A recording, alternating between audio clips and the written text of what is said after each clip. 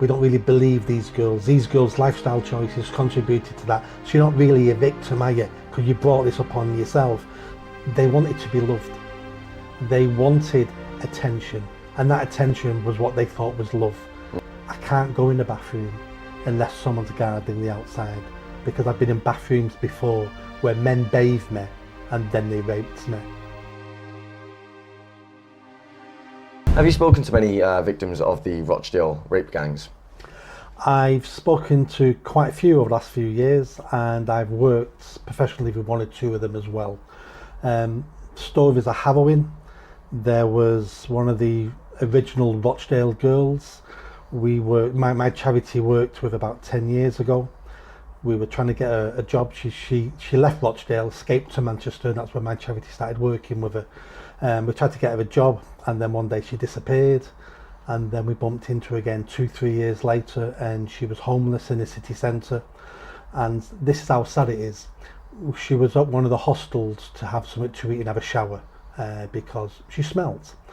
And she asked one of my workers, she said, "Can you come to the bathroom with me and sit outside the bathroom door so I can have a shower?" And we said to her, "No need, there's big locks on the door, you'd be perfectly safe." She says, "No." She goes, "I can't go in the bathroom unless someone's guarding the outside, because I've been in bathrooms before where men bathed me and then they raped me. So I need someone guarding that door." So my member staff sat outside the door in the city centre at a hostel so she could have a shower, so she'd feel safe. That's the long-term damage done to some of these individuals. And then some of the other survivors I've spoken to have been at some of the demonstrations I've attended, some of the street talks I've been involved in, and the stories are harrowing, and it's the same story over and over again. Being ignored, being treated as if they're an underclass, people putting their jobs and career ahead of their fellow citizen being abused, being raped. And I can understand sometimes that, somebody may not believe the person, but surely you would do something, even if it's just to make sure that what they're saying wasn't true. But these are the stories I get all the time. I've been involved in this now for 15-20 years. You're telling me, this girl in particular, she smelt, and this was, I'm assuming this was a kind of a long-term consequence of an inability to shower because of what these men did to her, yeah? Well, at that point she was homeless. She was homeless as well. Hence why she was she went to the homeless shelter that day for something to eat and to get showered, because she was living in a squat, which was basically a derelict building in the city centre. But that's what they've done to her. They've broken her that much. She can't stay with family, because her family and friends all live in Rochdale. She doesn't want to be in Rochdale, so she had to flee Rochdale. No money, ends up on the streets, ends up meeting people who are living in a squat, and that seems a better alternative than staying with a family and friends who live in Rochdale. That takes some doing. So they deliberately, these girls, they deliberately choose to be homeless over going with a family member because it might make them having to revisit the areas to which they were raped by these men. Is that correct? In that particular case, absolutely, and I know that to be truthful because that's what she said to us. She would rather live on the streets in Manchester city centre than live in a house in Rochdale with her family and friends, because at least in the city centre, even though she said it's scary and it's dangerous out here, I'm more at risk when I'm in Rochdale. That's absolutely, terrifying.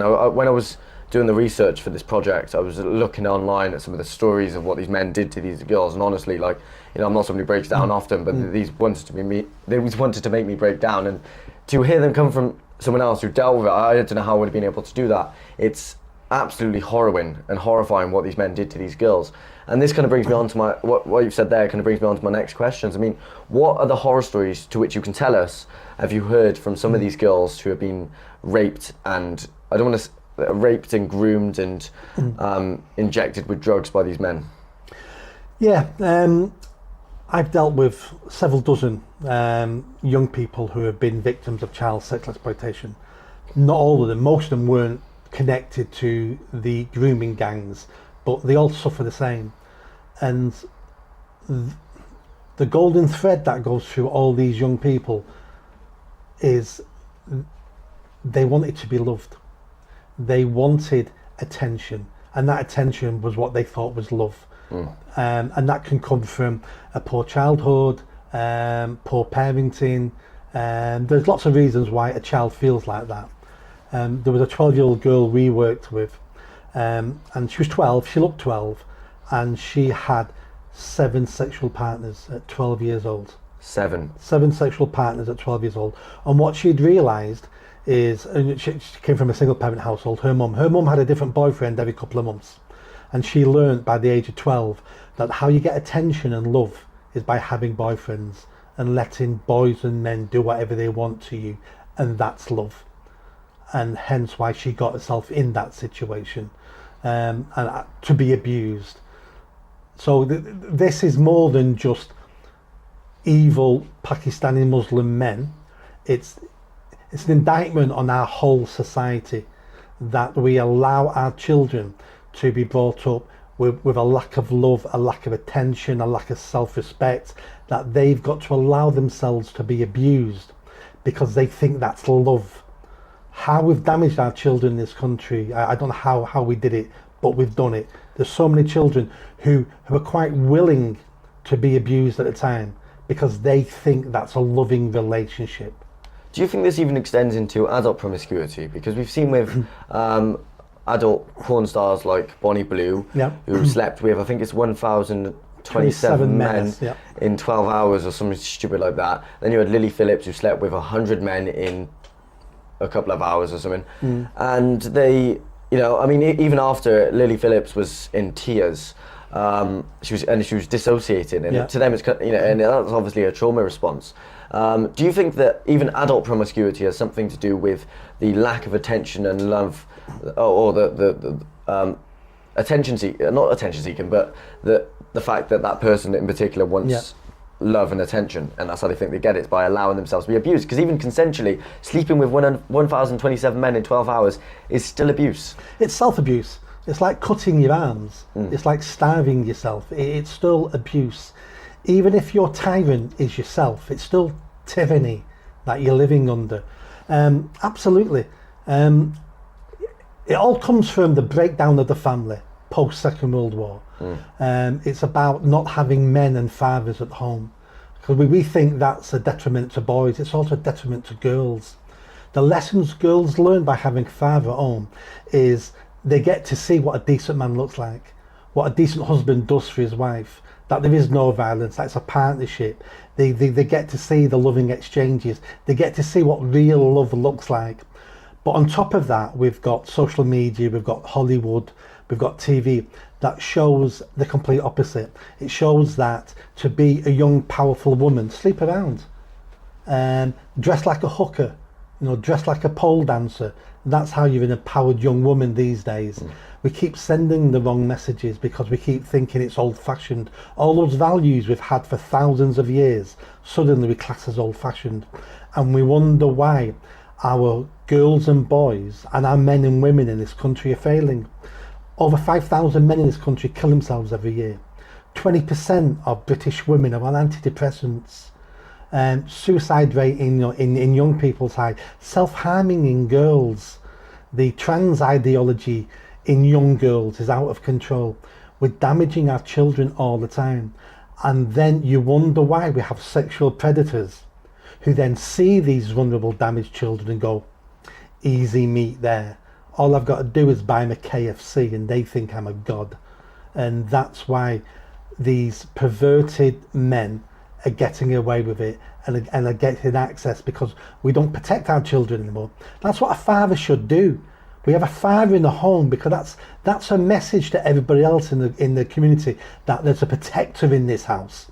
And if you mess with children in this house, you mess with the protector, and that might lead to violence. So a pervert is going, those girls have got a dad at home. I don't know if he's violent or not, but why take the chance? Because those girls on the corner don't have a dad at home. They'll be a lot easier to abuse. So we've let our children down, but also we should never forget these perverted men are the ones who committed the crimes, and we need to punish them. And I know, me personally, death penalty, that's why we created the death penalty for stuff like this. You mentioned something interesting there as well about them picking on the vulnerable girls. That's exactly how grooming gangs work. They target the vulnerable, and they drive if they're not necessarily vulnerable, but they drive a wedge between them and their parents and stuff like that, and force them in a position where they are vulnerable. What I've noticed is they target these care homes that are meant to look after kids. And you mentioned about us failing, or society failing to protect our kids. Well, a perfect example of that may be that in these care homes, if they see a car pull up outside with gangs of men, and a girl from that care home who's under the age of 16 gets into that car, they're not allowed to do anything, and that 99% of the time the police won't turn out. Is that a problem that you see plaguing Rochdale, Oldham and the Greater Manchester area as well, or? This problem I've been seeing for 20 years. Our children homes and our child protection services do not work. They are a sham. How do I explain this? We have staff working we have staff working with the most vulnerable children in society. You're most vulnerable when you've lost your parents for whatever reason. You're now on your own. Your biological protectors have gone. You're now vulnerable to everything. And the staff who look after you are on minimum wage. And most of them will be people who are not from this country. So we're importing people to work with the most vulnerable. We're giving them poor wages because we allow anyone to do that job. There's a basic police check, of course there is. But apart from that, anyone can work with the most vulnerable children in society. It's been common knowledge now for 30, 40 years in the UK, and every study has confirmed this, that if you leave an abused child with its parents, that child will do better in life than if we take that abused child away and put it in a children's home. So a child being sexually, emotionally, physically abused will do better in life if we leave that child with its parents who are abusing it, because our care system is so bad that we make sure those children come out worse in life when we take them away. Part of that will be the services, but part of it is, even if your parents are abusive, you still love your parents. There's that bond there, that's that biological bond we can't break. So when we rip children away from their parents, even if they're poor parents, we've already damaged that child. Hence why social services over the last 20, 30 years really don't want to take children away. Because they know it's damaging. Plus the councils know it's expensive. So the councils don't want to do it because that's going to save us a fortune now. You've mentioned as well there that they kind of let anyone do these jobs, and I think a prime example of that is Shabir Ahmed, the ringleader of the Rochdale grooming gang, who worked for the Oldham Council. Oldham Council as a welfare rights officer between the years of 1988 and they say it was 2006, which is interesting because I can only find a record of him being fired in 2008, 3 years after an investigation began into him. So we're going to definitely touch on that in a bit, because the entire system there and the entire failure, there was a massive failure between the GM. There was a lack of coordination, wasn't there, between all the authorities to protect children. And you would have thought that there would have at least been some sort of multi-agency safeguard and risk assessment to ensure that no other child was hurt by this man that was employed by the council, or at the very least he was fired from his job, where he was in control, he was in a position of trust to vulnerable adults and children, and as we know, he later actually abused someone within his care while he was under investigation. So it's a disgusting failure by the state. So you mentioned a bit about substance abuse issues. Now, when speaking to Billy Howarth, I understand that a lot of these girls are still dealing with substance abuse issues, right? They're dealing with self-harm, and they're dealing with an abundance of issues stemming from their trauma that was inflicted to them, typically on children, but also as adults. Now these are girls who have sometimes been waiting for help since early 2012. So they've been waiting for help, they've been homeless on the streets, and no one has provided any help to them, apart from organisations like Parents Against Grooming and quite a few others around this area. Now, what systems do you believe should be in place to deal with the traumatic aftermath of what these girls go through? Anyone who's been abused, and especially these girls from the grooming gang abuses and atrocities, are extremely damaged, and they're going to be, the vast majority of them will be damaged for life. Now, how do we help them overcome that abuse and that trauma? Well, they need professional help and support, and councils will tell you we have that, but they don't, and the little bit they have is not enough for the people who need the help and support. They need some wraparound support, which means they need a panel of people to be looking at them going, what are their needs? Because at the moment it's all piecemeal. Oh, you're homeless because of this, we're about to get you a flat. So you get a flat for 2 years, but you've got no mental health support during that time. Yeah. So then you're using drugs then to dampen the pain you're feeling, and that puts you in a spiral. Then you lose your flat because you're a drug user and you've had parties in the house and things. None of it's coordinated. And the reason why it's not coordinated is why these girls, and some boys as well, let's not forget the boys, are not getting the help they deserve, is because the councils and the government still haven't accepted responsibility for this. Yeah. They just think these are one-off problems, these are horrendous incidents, but this was mass child abuse on an industrial scale that I put the main blame at the feet of the councils and all our governments last 40 years. This isn't just a Labour problem. We shouldn't let Tories get away with this. They've been in power 14 years. They did nothing, and we expect Labour to do nothing as well. They just need a coordinated approach to find out exactly what support they need. But it's hard to get them the support when the councils are still saying it's not our fault. We don't really believe these girls. These girls' lifestyle choices contributed to that. So you're not really a victim, are you? Because you brought this upon yourself. So until the whole attitude in the councils change, these girls won't get the service not only they deserve, but they need. And councils are really bad at customer service. So I used to work for Manchester Council for 10 years. The council approaches, this is what we can do for you, take it or leave it. Where's the customer service on that? Yeah. So if one of these girls don't actually want the service they're providing for them, well, give them a choice of services they can have. Just because they don't want A doesn't mean they don't want any services or any support, but we give them a take it or leave it. And we wonder why a lot of the young people and some of the girls go, well, I don't want support of you. Because first of all, I blame you. You work for the council, I blame you for this. And now you're going to pretend to help me. I don't trust you. So having the councils lead on this is probably wrong as well. We need more organisations like Parents Against Grooming, because some of them were victims themselves and they know whose side they're on. But until the councils admit they were to blame for the majority of this, then I don't see how the councils themselves can fix the problem.